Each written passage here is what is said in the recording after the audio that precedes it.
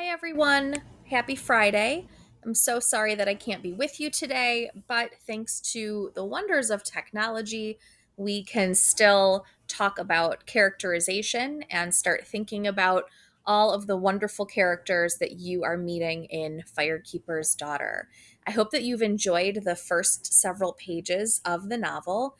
I'm looking forward to talking with you about the novel on Tuesday. But in the meantime, if you do have any questions about the book, or if you just want to share an observation or a reaction to the text, feel free to email me. I would love to hear your thoughts on the book. So, today we're going to be talking about characterization.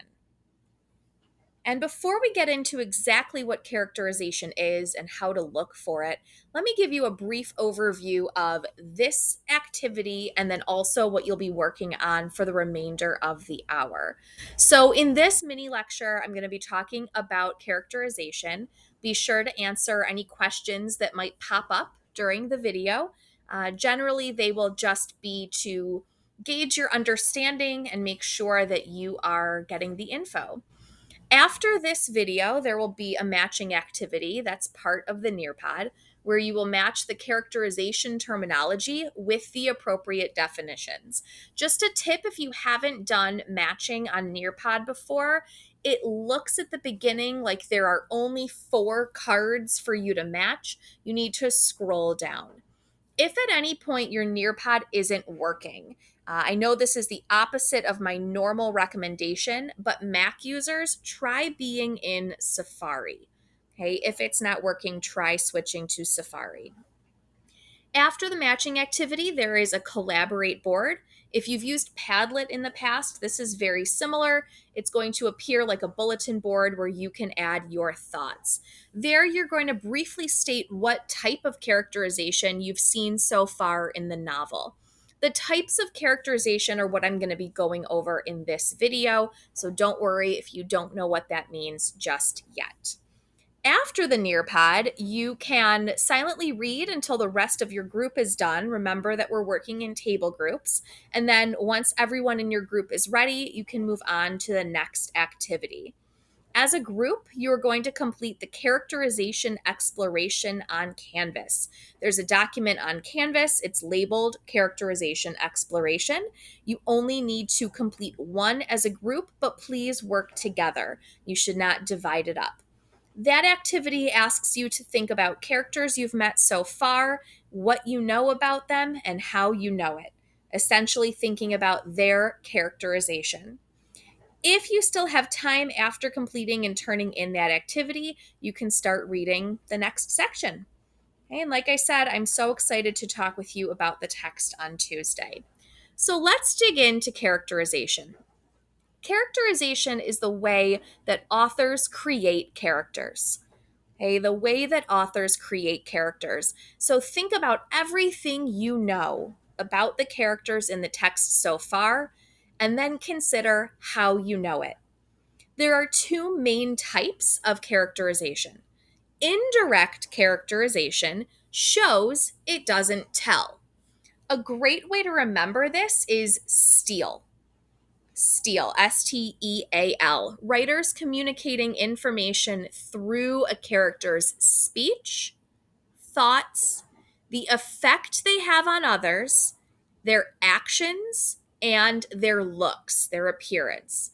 So, speech, thoughts, effect, actions, and looks. So, take a minute just to think right now about the characters that you've met so far. How do they speak? Okay, what do they say?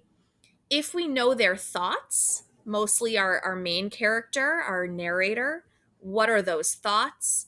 What effect do they have on other people?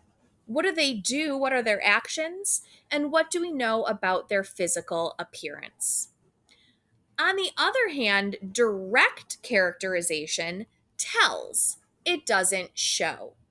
So that's when the writer comes right out and tells us what kind of person the character is. Are they sneaky? Are they honest? Are they evil? Are they innocent? Okay, they are telling us instead of showing us. But remember, and this is a conversation for another day, You also have to consider whether or not the narrator is reliable. So if the narrator tells us that someone is sneaky, are they being entirely truthful, or could they have an ulterior motive for telling us that? Something to consider as we are reading. I also want you to think about how the actions of the characters and their impacts will affect the story. Okay, so how does the way a character is communicated have an effect on the story? And this is really where we get into the idea of perspective, right? What changes are the characters making? What forces or circumstances are the characters under? What's making them act in a certain way? And how can that help our perspective? And how can it reveal something about their own perspective? Along with understanding how characters are communicated and described to us, we also need to think about different types of characters. These are terms you have probably heard before. So, just as a recap, the protagonist of the story, okay, pro, we know that root means good, something positive. That's the main character. They are the character that occupies the majority of the story and whose struggle is the most important element of the conflict and the plot.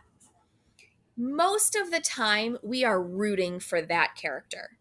They are the ones driving the plot forward. That is not always the case, though. We do have times where the protagonist is not the hero, not necessarily the person we're rooting for. If you've read any Edgar Allan Poe, that example, The Telltale Heart, we definitely are not rooting for that protagonist. On the other hand, an antagonist is the obstacle or the enemy of the main character. Okay, typically the second most important character in terms of who influences the plot. They are driving the conflict, they are behind the conflict of our protagonist. This obstacle could be another person, or it could be a situation, it could be an inanimate object, it could be an animal. Thinking, for example, about the dinosaurs in Jurassic Park. Finally, we have different types of characters that you may find in any story. You have flat characters, and if you think about that term flat, it kind of helps you understand the meaning. These are minor characters who help advance the plot, but they're not really important and they don't have much to them. They probably lack detailed characterization. And that might be because we don't know enough about them, okay, which tells us that the author didn't think they were, as important as some others. Or it also could be that their personality or their characteristics are just a little flat. They are not as engaging as other characters. The opposite of a flat character, and it's not on this slide, is a round character. A character with a multitude of characteristics or who grows and changes over time. The next character type to be aware of is called a foil, and this is another term that you've probably heard in the past. These are individuals who serve as a sort of opposite to our protagonist and to our main character.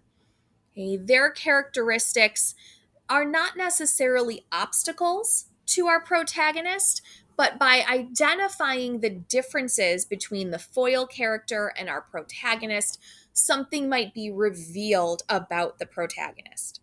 Not every story contains foil characters, so it's just something to watch out for. Finally, you might find characters that fulfill a stereotype. The typical characters whose traits are easily recognizable.